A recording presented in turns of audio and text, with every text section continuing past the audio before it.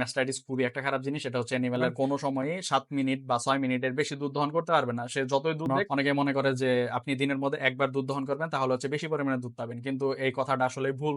দিনের মধ্যে ২ বার দুধ দহন করতে হয়। সকাল বাচ্চা দেওয়ার পর থেকে আস্তে, আস্তে গ্র্যাজুয়ালি হচ্ছে ওর দুধ দেওয়ার পরিমাণটা বাড়বে। তারপর হচ্ছে একটা পর্যায়ে যায় হচ্ছে পিক হবে, সর্বোচ্চ হবে, চূড়া। একটা পাহাড়ের যেমন হচ্ছে এক পাশ থেকে উঠে একটা চূড়া পাবেন, দেন হচ্ছে আবার নামবেন ঐরকম। তো দুধের জন্য বেস্ট গরু যেটাকে বলা হয় সেটাকে বলা হয় হলস্টেইন ফ্রিজিয়ান বা হলস্টেইন। এই গরু থেকে আপনি ৩০ থেকে ৪০ লিটার পর্যন্ত দুধ পাইতে পারেন। কারণ হচ্ছে রেড চিটাগং থেকে আপনি ২ থেকে ৩ লিটার দুধ পাচ্ছেন মাত্র। আজকে আমরা যে বিষয়টা নিয়ে কথা বলবো সেটা হচ্ছে গরুর দুধ উৎপাদন। গরুর দুধ উৎপাদন খুবই একটা গুরুত্বপূর্ণ বিষয়। বাংলাদেশে যেমন বিভিন্ন রকম গরু আছে, সেই গরুর মধ্যে যেমন হচ্ছে হলস্টেইন ফ্রিজিয়ান, তারপর হচ্ছে জার্সি গরু, বিভিন্ন বাংলাদেশের নেটিভ কিছু ব্রিড আছে, এছাড়া সিন্ধি শাহিওয়াল, এই গরুগুলা দেখা যায়। তো বাংলাদেশে সিন্ধি শাহিওয়ালটাই বেশি দেখা যায়। তো সিন্ধি শাহিওয়ালের জন্মটা হচ্ছে ইন্ডিয়ান সাবকন্টিনেন্টের মধ্যেই।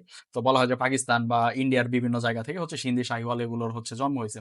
এগুলো হচ্ছে আমরা বিভিন্ন প্রকার ওই কৃষক প্রান্তিক খামারিদের খামারে যেসব গরুগুলা দেখে থাকি, এগুলো হচ্ছে মূলত সিন্ধি শাহিওয়াল এই গরুগুলা। তো সিন্ধি শাহিওয়াল গরু থেকে খুব বেশি একটা দুধ পাওয়া যায় না। এগুলা থেকে হচ্ছে ৬ থেকে ১০ লিটার বা ১২ লিটার এরকম দুধ পাওয়া যায়। প্রচুর, প্রচুর মানে ভালো পরিমাণে দুধ দেয় এরা। তবে হচ্ছে বাংলাদেশের যে অন্যান্য ব্রিড গুলো আছে যেমন রেড চিটাগং, নেটিভ ব্রিড গুলো, এগুলাকে ব্রিড বলা যায় না, এগুলো হচ্ছে টাইপ। যেমন হচ্ছে রেড চিটাগং, মাদারীপুরি, এগুলা এগুলা হচ্ছে টাইপ। এই টাইপ কারণ হচ্ছে রেড চিটাগং থেকে আপনি ২ থেকে ৩ লিটার দুধ পাচ্ছেন মাত্র। যদি এগুলাকে পর্যাপ্ত পরিমাণ ভালো সাপোর্ট দেওয়া যায়, যেমন হচ্ছে বাংলাদেশে যে এই টাইপগুলো আছে, এই টাইপগুলোকে যদি আপনি পর্যাপ্ত পরিমাণ নিউট্রিশন দিতে পারেন, তারপর হচ্ছে এদেরকে ভালো কন্ডিশনে রাখতে পারেন, তাহলে হচ্ছে এগুলা থেকে ভালো পরিমাণেও দুধ পাওয়া যায়। এমনকি রেকর্ড আছে যে রেড চিটাগং থেকে ৬ থেকে ৮ লিটারের মতো দুধ পাওয়া গেছে। তো এগুলাকে যদি আপনি প্রপার ভাবে মেনটেন করতে পারেন তাহলে হচ্ছে এগুলা থেকে ভালো পরিমাণে দুধ পাওয়া যায়। দুধ কিভাবে তৈরি হয় আর দুধের জন্য কোন গরুটা সবচেয়ে বেস্ট হবে সেগুলা নিয়ে আলোচনা করব। তো দুধের জন্য বেস্ট গরু যেটাকে বলা হয় সেটাকে বলা হয় হলস্টেইন ফ্রিজিয়ান বা হলস্টেইন। তো এই হলস্টেইন হচ্ছে একটা বাহিরের জাত। এই বাহিরের জাতকে যদি আপনি বাংলাদেশে পালন করতে যান, এর ক্ষেত্রে কিছু কন্ডিশন বা ক্রাইটেরিয়া আছে, মেইনটেইন করতে হয়। সেগুলো হচ্ছে এই গরুটা বেশি গরম সহ্য করতে পারে না। আরো বিভিন্ন রকম মেইনটেন্যান্স আছে। ওগুলা যদি আপনি মেইনটেইন করতে পারেন তাহলে হচ্ছে এই গরু থেকে আপনি ৩০ থেকে ৪০ লিটার পর্যন্ত দুধ পাইতে পারেন। তো ৩০ থেকে ৪০ লিটার দুধ সবসময় দিবে না। তো দুধ দেয় কিভাবে সেই জিনিসটা আপনাকে বুঝতে হবে। দুধ দেয় হচ্ছে গ্র্যাজুয়ালি। একটা গরু যখন পিক মোমেন্টে থাকে, মানে হচ্ছে তার মাঝামাঝি সময়টাতে, মানে হচ্ছে একটা কাভিং, মানে বাচ্চা দিল আরকি। কাভিং পিরিয়ড যেটা আছে, কাভিং পিরিয়ডের মধ্যে বাচ্চা দেওয়ার পর থেকে আস্তে, আস্তে গ্র্যাজুয়ালি হচ্ছে ওর দুধ দেওয়ার পরিমাণটা বাড়বে। তারপর হচ্ছে একটা পর্যায়ে যায় হচ্ছে পিক হবে, সর্বোচ্চ হবে, চূড়া। একটা পাহাড়ের যেমন হচ্ছে এক পাশ থেকে উঠে একটা চূড়া পাবেন, দেন হচ্ছে আবার নামবেন ঐরকম। গরুটা হচ্ছে ১ম পর্যায়ে একটু কম দুধ দিবে, আস্তে, আস্তে সেটা বাড়বে। একটা নির্দিষ্ট পর্যায়ে যায় ম্যাক্সিমাম হবে, সেটা ধরলাম ৩৫ লিটার বা ৪০ লিটার। এরপর হচ্ছে আর বাড়বে না। তারপর হচ্ছে আস্তে, আস্তে দুধ দেওয়া কমবে। তো এইভাবে হচ্ছে দুধ দেয়। আর দুধ কিভাবে তৈরি হয়? দুধ তৈরি হওয়ার জন্য সবচেয়ে বেশি গুরুত্বপূর্ণ যেটা সেটা হচ্ছে অ্যানিমেলের নিউট্রিশন। অ্যানিমেলের নিউট্রিশন যদি ভালো থাকে তাহলে সেই গরুটা হচ্ছে ভালো পরিমাণে দুধ দিতে পারে। তো দুধ তৈরি হওয়ার জন্য প্রথমত হচ্ছে অ্যানিমেলটা যখন খাবারটা খায় সেই খাবারটা হচ্ছে তার পাকস্থলীতে যায়। আমাদের পাকস্থলী আর অ্যানিমেলের পাকস্থলী, মানে ক্যাটেলের পাকস্থলী পুরাটাই ডিফারেন্ট। আমাদের পাকস্থলীতে যেমন হচ্ছে একটা মনোগ্যাস্ট্রিক স্টমাক থাকে, মানে হচ্ছে একটা স্টমাক থাকে। কিন্তু গরুর ক্ষেত্রে সেটা ভিন্ন। ওদের হচ্ছে ৪ টা স্টমাক থাকে। এদেরকে বলা হয় রুমিন্যান্ট। রুমিন্যান্ট বলা হয় কিসের জন্য? এদের পাকস্থলীর ৪ টা অংশ থাকে। এদের হচ্ছে রুমেন থাকে, রেটিকুলাম থাকে, ওমাজাম থাকে, অ্যাবোমাজাম থাকে। রুমেনে কি হয়, অ্যাবোমাজামে কি হয়, রেটিকুলামে কি হয়, এগুলা নিয়ে অন্য একদিন আলোচনা করব। এগুলা হচ্ছে ধরেন আপনি এগুলা থেকে হচ্ছে একটা প্রসেসের মাধ্যমে নিউট্রিশন গুলা আরকি ব্লাডে যায়। এই ব্লাডটা হচ্ছে তার শরীরের মধ্য দিয়েই প্রবাহিত হয়। সেটা যখন হচ্ছে মেমারি গ্ল্যান্ডে যায়, মানে হচ্ছে ওই গরুর ওলান যেটাকে বলা হয়।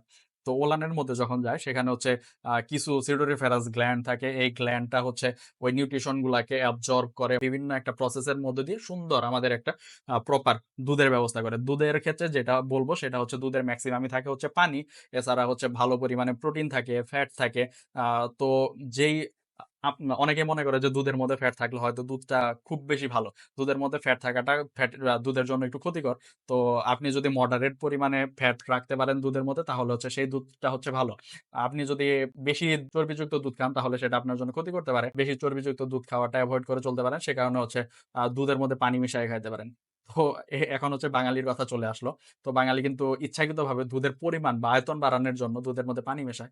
তো এটা যদিও ঠিক না। দুধের মধ্যে পানি মেশানোটা একটা ইল্লিগাল কাজ। দুধের মধ্যে কখনো পানি মেশানো যাবে না। নিজে খাওয়ার জন্য সেটা করতে পারেন। তো এইভাবে হচ্ছে দুধ তৈরি হয়। দুধ কখন দহন করতে হয়? দুধ দহন করার জন্য অনেকে মনে করে যে আপনি দিনের মধ্যে ১ বার দুধ দহন করবেন তাহলে হচ্ছে বেশি পরিমাণে দুধ পাবেন। কিন্তু এই কথাটা আসলেই ভুল।